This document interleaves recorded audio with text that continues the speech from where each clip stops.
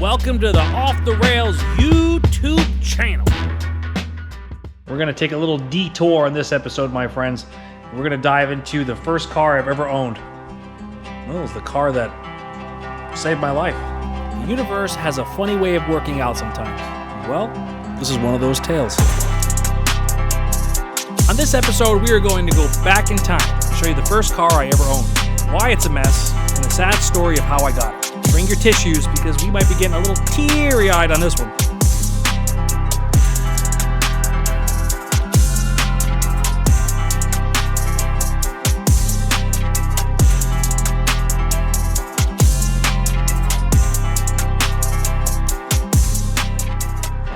That's my old man. This whole thing was his idea. When I was 15, we were going to get rocking and rolling and start building this thing. But life turns out, it doesn't really go your way, and I lost him.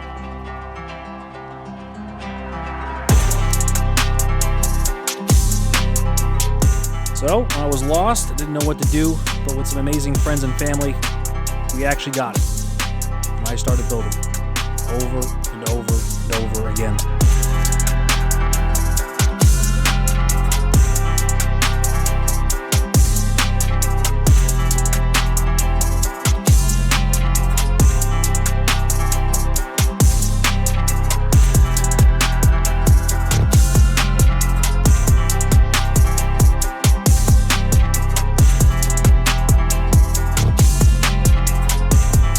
I wish I could be doing this with you, old man, but that's not how our cards fell. Just dedicate this video to you, Dad. This one's for us. All right. That's quite the setup you got there. Let me get the old Timmy Tight shirt pulled down. This thing's a little tight. Then before I do any kind of interviews, I always got to do the old... Ooh, there it is. That's the one you want me to look at? There, that one. That one, okay. All right. How do I even start this? Well, we have to go way back to when I was a wee little lad and bring up my old man. So my old man was a character. He was a he was a call hogger and a mechanic by day, and he was just wild. You know, he rode Harleys around and big long flowing mullet with big blue eyes, and I looked up to him. He was my idol. And then as I grew up, he really wanted to build a car with me, and he kept on bringing it up, and I wasn't interested. Like, I didn't like cars at all. He'd bring me to races and drag races and oval track stuff and swap meets. And it never really struck, you know? And then as I got older, right before I got my permit, he says, I really want to build a car with you. Would you entertain it? And I was like, yeah, all right. So he started kind of filling me in on what cars were what. Novas and Camaros and all that stuff. And then he brought me to a car show one time, and there was a red 70 Chevelle. And it was the first time I ever saw one in person, and I went, that's it. And he's like, well, son, you got good taste, but those are really expensive. And then we kind of just bounced around the idea of what we would do. He kind of showed me what he wanted to do. He started saving. He didn't make that much money, and I was working at Burger King at the time. And we looked at a bunch of cars, like a bunch of 70 Chevelles. One was local. It was in Assonet, Mass. It was a mess. Another one was kind of a mess. And then before we found this one, we found a real mess, and I fell in love, and I wanted it, but things fell through. Before we found this one, my dad lost his license, and I was taking my grandpa's car, picking up my dad, and I had a permit, and we would drive everywhere to go find and look at these things. And then we found this one. So we drove up there, my dad's drinking Coors Light, and I'm driving this thing. And when I saw this car in real life, I was like, Dad, this one can't fall through. We got to figure it out. We drove it, had 2 4-barrels. It was a small block Chevy with a Muncie 4-speed, a big hole in the floor, had the old steel rims on it. But the car's pretty put together, and the body was mint. It's actually the same color it is now. And when I drove it, man, it was atrocious, but I fell in love. And he saw me falling in love, so that was it. We were sold. We were going to get this. So at that moment, my dad was going through some stuff, and I didn't really understand what that kind of stuff was at the time. And before we pulled the trigger on this, I had some money saved up in Burger King, and he had some money saved up to make this thing happen. I think it was like $6,500. And before we were supposed to pick it up, my father died. The old man, well, he was battling a disease that he couldn't fix, and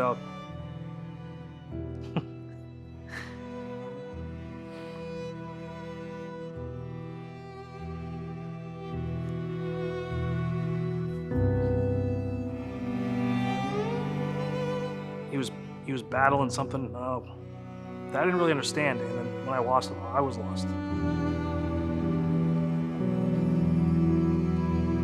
Dude, after all these years, it still hurts.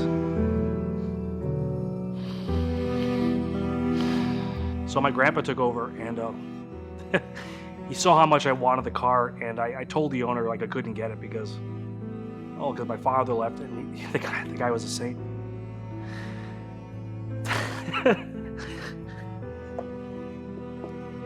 Get through it. Every time I talk about it, usually I get a little slicey. So the guy who owned the car, this Chevelle, knew that I wanted it, and I told him I had the pass because my father died, and he's like, dude, I'll hold on to it for you. And he held on to it for like 5 months.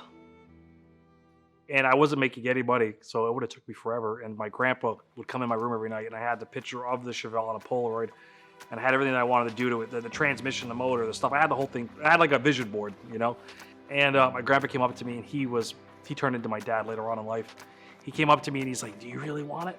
I was like, yeah, I do, but I only got like $800 in the bank, you know? It was a lot for me back then, but it wasn't enough to get it. And he says, I'll get it for you. So he pitched in the rest. We called the guy. The guy was thrilled. We went up there, and we got it. My grandpa paid him the rest of the money, and we got the Chevelle. And once it showed up, I was just like, you know, I was lost, but I was also excited. As soon as I had the car at my mom's house, it clicked, and that was it. It was like, this is my car. I'm going to build it. Yeah, I'm going to do this, probably mostly because I wanted to be connected to my dad, and it just flipped it, you know, from like all those years of not being into cars, being 15 with this thing. It was like I went all in. I got addicted to that car. So things changed when my dad's two best friends, Tom Kearney and his brother, came by. They lived with they knew my dad all through high school. They came by and they took me for a ride, and they drove it. And again, it was a Muncie 4-speed with a small block with 2 4-barrels on it. So the thing was terribly slow, but I thought it was the fastest car I've been in my life. And I'm in the front seat, he's driving, we're going through the back roads, and he's beating the bag out of it.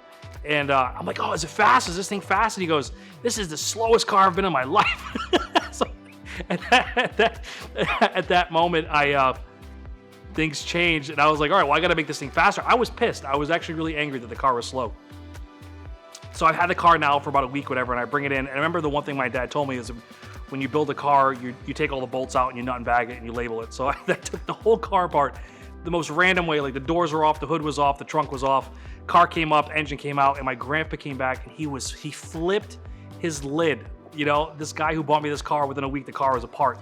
And it was apart for almost 2 years. And I started to learn. I bought some tools and this and that, started to build it. And I actually finished that first build in time for my prom. I went to prom with it. I had this date. I took her. I had no windshield wipers in it. And the car started to already progress into a drag car. I started to learn that if you wanted to go fast, you had to lose weight. So I started taking windshield wipers off. So I went to my prom with no windshield wipers and used shoelaces as I'm cruising down the highway, and it was pouring. And I almost took the thing out. I had drag rails. I almost spun out. And she watches this video. I'm sorry about that, Jess. I feel terrible. So as the thing started to go and the car started to run, I really just rebuilt that motor into a 383. Turned into a 383, and the car probably made 390 horse, or the 350, I don't even know, it wasn't that much. And I was going to a tech school at the time, and I met this guy there, and it was the funniest story was I would go around and brag about my Chevelle. I told everybody, at this point I'm 17 and a half, whatever it was, and I'm telling everybody to have a Chevelle, and this guy, Mike McLeod, who was another saint who came into my life. It's amazing how these people kind of came in and helped me out. He came up to me, and he's a big guy. He's like 6'4", and he grabs me by the shirt, and he picks me up, and he said, stop lying about having a 70 Chevelle. And I'm like, no, I really do have one. I really have the car. And he goes, there's no way a kid like you would ever have it. So then I tell him the story about how my dad passed away. And I think he was still iffy about it, but he says, bring me a Polaroid or a picture tomorrow. And I came back the next day with a picture, and he got teary-eyed, and he's like, I'm sorry, I didn't believe you. So we started talking, and he asked me what it needed. And at that point, the car kind of ran, but I didn't know how to wire. So I was using all these blue butt connectors and all this stuff, and the car was kind of wonky. But the motor was brand new. After those 2 years, I actually built the 383. I live in Rhode Island, and this business that I was working at, the Chevy dealership, was a good hour away. He's like, can you bring it in tomorrow? So I drove it all the way up. I made it on time to work, and I brought it, and when he saw it, he took me under his wing. He went to the car and critiqued it. This is messed up. This is messed up. This is unsafe. I'm going to show you how to do it. And it stayed up there, and on his own time, he worked on the car. He wired it, fixed a bunch of problems. He told me that before you go race, you have to make sure you vacuum, you know? So I had all this stuff enlisted in my head, and there was a couple guys there who had really nice cars, all in the 12s, and paid for me to bring the car to the track. We lined up, and I raced one of his buddies, and the car went 12.5, I think, at 108 miles an hour. And I beat the other tech who was older. He was like in his 30s, really nice guy, and I beat him. He went 12.6 or something like that. And everybody was astonished. The car ripped. The car, for me, that was fast. That was a really fast car, being that young. So anyway, I had the car. I drove it. I beat it up. I did some dangerous stuff with it. I caught it on fire over the years. I did a bunch of other stuff. And it was my test mule as I was going. And as I was growing up, I just had fun with it. I drove it everywhere. I probably put almost 70,000 miles on this thing, driving it, you know, and every time I would get the bug, I would tear it back apart. And then I got really serious in my early 20s. I find a Paxton Novi supercharger for like $400 that this guy sold me off a small block Chevy. And it was the first time I fabricated. I built the brackets and stuff, and I Paxton Novi supercharger on it with a blow-through kit. I put it all together, and I brought it to this place called SD Concepts, and he tuned it, and it made like 470 horse or 480. Now I'm like young, and this thing's making 480, which is, it's extreme for a slush bucket like this. So I'm ripping around. I bring it to the track, and I actually drove it to the track back in the day, raced it, and that was the first time I ever got in the 10s. So this kit for $400 with a couple odds and ends with a blow-through carburetor tune, get the car in the 10s, and I'm like on fire. That's it. Now at this point, I want this thing to be the fastest car around. So I went to this guy again, SD Concepts, and he was one of the first guys ever to be making around here like 1,000 horsepower, small blocks, Ford and Chevys on Excel DFI. So to me, he was a scientist. He is a scientist. From what he was doing back in the day was incredible. And you see this, Scott, I love you. I thank you for all the help you gave me. Coming to my own in my career, and I had some money, and we came with a plan. We were going to build a 1,000 horsepower small block. And at that point, it was a LS or a SBC, and he used the small block platform, which is actually in the car now. So dart block, he built it up, twin turbo.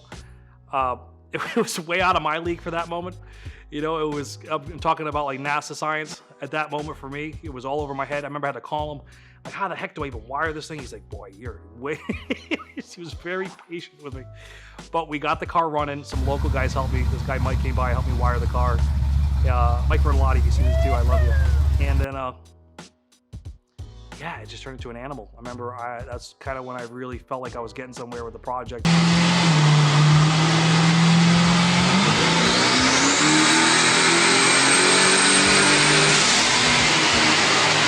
And building up, and then I went in the 10s, and then when I had that combination in it in my early 20s, it went 9.5 at 148, and I thought I was the fastest thing in the world. Life happened in my mid 20s. I lost my grandpa, and then I kind of put the car in the back burner, to be honest with you. I had something happened with me where I had like too much emotional